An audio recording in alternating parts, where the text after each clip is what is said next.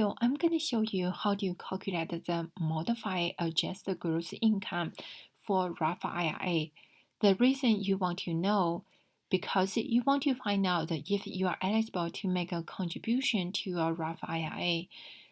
So basically, if you have a relatively high income, you want to find out if you are eligible to make a contribution because there's an income limit given by IRS.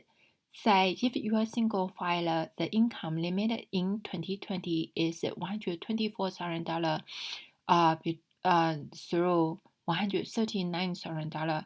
This means say if your modified adjusted gross income is less than $124,000, you are eligible to make a full amount contribution, which is $6,000 for age under 50 year old. So you are eligible to make a maximum $6,000 contribution to your Roth IRA. So if your MAGI is greater than $139,000, you are not eligible to make a contribution to your Roth IRA. So that's why very important to find your MAGI in order to determine if you are eligible to make a contribution to your Roth IRA. Let's see this example. Say Tom is single. His annual salary was $135,000 in 2020. He's contributed $15,000 to see his 401k at the workplace. He also made a $10,000 on the stock investment. So his AGI was $130,000, which is how you calculate like this. Usually you do not calculate your AGI yourself. You can go to your tax return form 1040-911 to find out your AGI. So basically, Tom is wondering if he is qualified to make a contribution to his Roth IRA. He needs to find out his modified AGI for Roth IRA in 2020.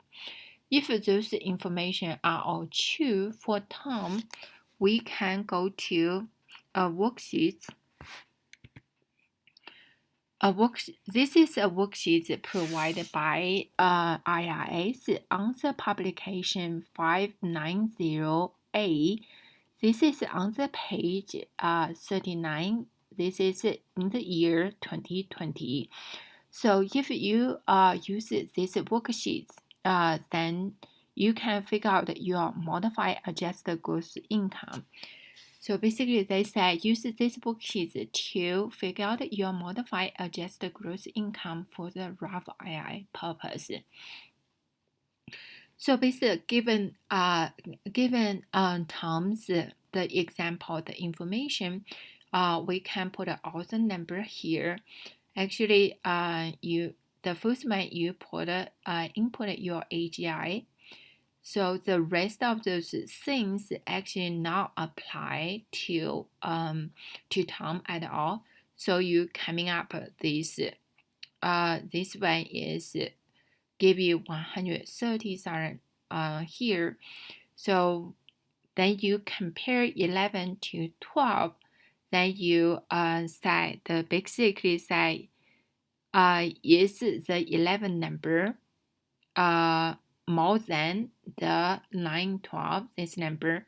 The answer is no.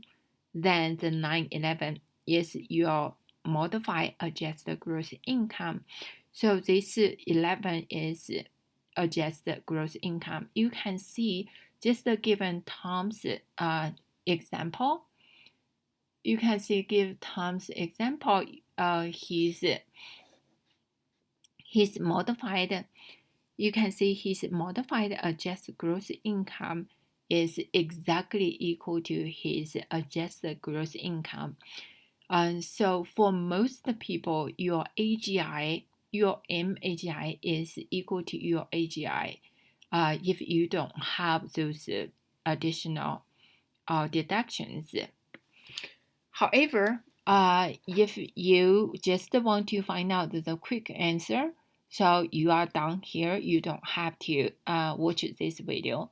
However, if you want to go through this form here, so I'm gonna go through each line here. So if you don't want to watch this, then you can stop watching the video now.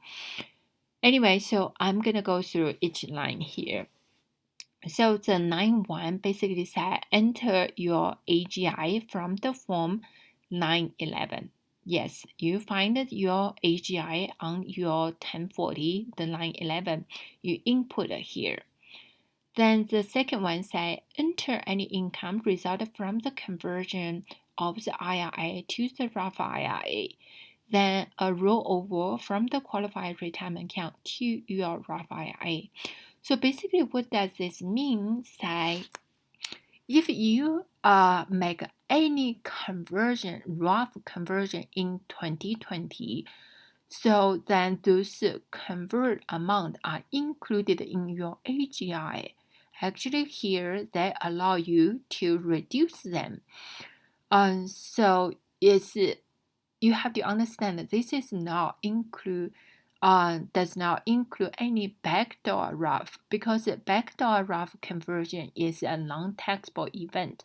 You did not pay tax on those convert amount, so you do not include any backdoor conversion amount. So this is only referred to if you convert any Roth IRA, then those amount you are allowed to reduce here. So you can simply see the line 3 says subject the line 2 from the line 1. So 0, $130,000 minus 0, you can $130,000. So once you have that, you go to line 4, say enter any traditional IRA deduction from the Schedule 1. So basically, if you are eligible, make a contribution to your traditional IRA, then you have a deduction. You did not. Be careful. This is only referred to the traditional IRA. They do not. This is only for traditional IRA. It's not include any like your simple and SEP IRA. This is only for traditional IRA. Basically, if you make a tax deduction on your contribution in the traditional IRA, you have to add back here. The 9.5 says enter any student non-interest deduction from the Schedule 1. So many people of you have a student loan, then you deduct on your from your AGI, which is on the Schedule 1. You have to add them back here. Then 9.6 say enter any tuition fees deduction from the Schedule 1.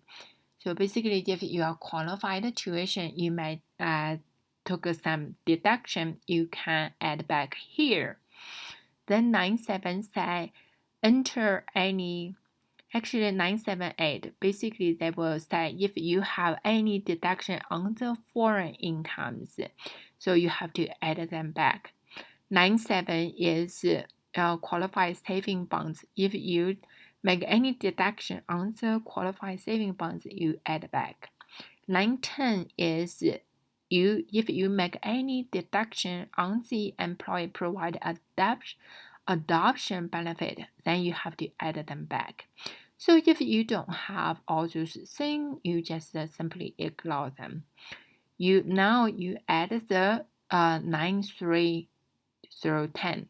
So then you get this $130,000. So once you get this one, $130,000, then you this basically is this line 11 is your modified adjusted gross income. You can, if your modified adjusted gross income is greater than the $139,000, basically you are not eligible to make a contribution. I know they have all those things. This is just is a different situation. If you are in this situation, you can walk through more details. But basically, for most people, if you are MAGI is greater than $139,000, here you are not eligible to make any contribution to the Roth IRA. So here, basically, you are less than the 139. Sorry, you are eligible to make a contribution. However, you are greater than the $125,000. Basically, it's a lower range. So you are reduced the amount. In other video, I'm going to show you how to calculate the reduce the amount.